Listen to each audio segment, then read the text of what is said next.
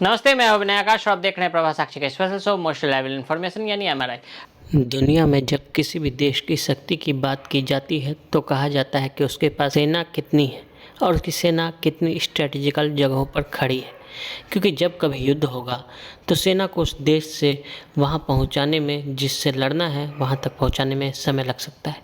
इसलिए पहले ही युद्ध की तैयारी में रहो। सेना कितनी तैयार है ये उसकी लोकेशन से पता चलता है। जब बात अमेरिका की हो तो अमेरिका में अमेरिकी सैनिक है, ये सब जानते हैं, लेकिन 80 देशों में 750 जगहों पर लगभग अमेरिकी सैनिक रहते हैं। बात चीन की करें तो चाइनीज 29 मिलिट्री बेस बनाकर बैठे हैं और 3 देशों में और 27 आइसलैंड पर।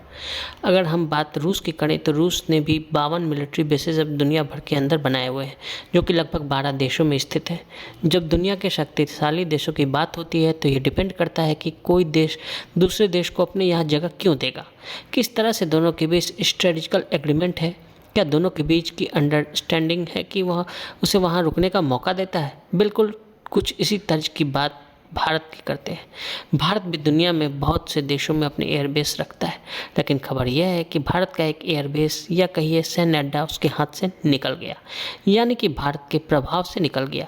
यह तो जाहिर सी बात है, हमने अपने देश के बाहर कहीं बना रखा होगा, जो तो उस देश से साथ हमारी अंडरस्टैंडिंग रही होगी, उस वजह से वो बना होगा।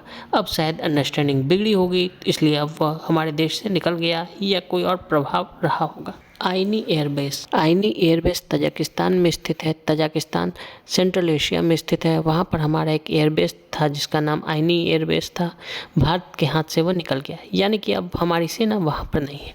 जब यह बात मिनिस्टर ऑफ एक्सटर्नल अफेयर्स से पूछी गई तो उन्होंने अपना जवाब बिल्कुल वही ऑफिशियल तरीके से दिया और कहा कि हाँ देखिए, 2 देशों के बीच में अपनी वार्ता होती है, अब वो नहीं है। दरअसल तजाकिस्तान ने आईनी एयरबेस के लिए भारत के साथ अपना कॉन्ट्रैक्ट बढ़ाने से इनकार कर दिया, जिसके बाद भारत को यह एयरबेस खाली करना होगा।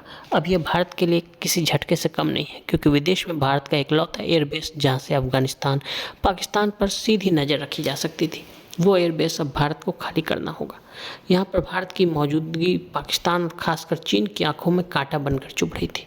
अब चीन का तजाकिस्तान पर क्या प्रभाव है, क्या है इस एयरबेस की ताकत? रिपोर्ट्स के मुताबिक भारत ने इस एयरबेस के डेवलप पर करीब 100 मिलियन अमेरिकी डॉलर यानी कि लगभग 830 करोड़ खर्च किए। वहीं कई मौक़ों पर भारत ने यहाँ Su-30 MKF फाइटर जेट्स और हेलीकॉप्टर्स की तैनाती भी की। वहीं अगर देखें तो भारत की सुरक्षा नीति के लिए एयरबेस कितना अहम था, तो अफगानिस्तान के वखान कॉरिडोर से महज 20 किलोमीटर दूर है। ये पाकिस्तान के कब्जे वाले कश्मीर यानी POK के करीब पड़ता है। वहीं इसकी मदद से भारत पेशावर जैसे शहरों तक निगरानी रख सकता था, जिससे पाकिस्तान पर दबाव बढ़ता। क्या सच में दोस्त रूस की वजह से भारत के हाथ से ये एयरबेस निकल गया? रूस हमेशा सेंट्रल एशिया में अपनी पकड़ को मजबूत बनाना चाहता है, लेकिन 90 के दशक में USSR के विघटन के बाद से चीन ने यहाँ पर इन्वेस्टमेंट कर पैसे के दम पर कई आधारों पर अपनी पकड़ को काफ़ी मजबूत बनाया है, जिसको लेकर रूस कहीं ना कहीं अपने आप को थोड़ा असहज महसूस करता है। रूस खुद चाहता है कि सेंट्रल एशिया कंट्रीज में भारत की एक्टिविटी बढ़े, जिससे चीन एक बैलेंस हो सके और चाइना को भारत के द्वारा एक बैलेंस किया जा सके, उसे कहीं ना कहीं मैनेज किया जाए। तो रूस इस प्रकार भारत के एक्सपेंशन वहाँ पर हो वो चाहता रहा है, चाहे वो इकोनॉमिकली एक्सपेंशन की बात हो, मिलिट्री एक्सपेंशन की बात हो। चीन फैक्टर को नज़रअंदाज नहीं कर सकते। चीन ने ज़रूर दबाव डाला होगा। तजाकिस्तान में कहा जा सकता है कहीं ना कहीं तजाकिस्तान से पाकिस्तान पर दबाव पड़ता है। जब पाकिस्तान दबाव पड़ता है तो कहीं ना कहीं CPEC, क्योंकि CPEC तजाकिस्तान से ज़्यादा दूर नहीं है।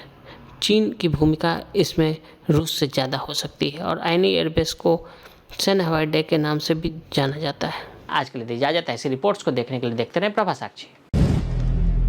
अगर आप भी लेना चाहते हैं देश दुनिया की तमाम जानकारी तो आज ही सब्सक्राइब करें हमारे चैनल को।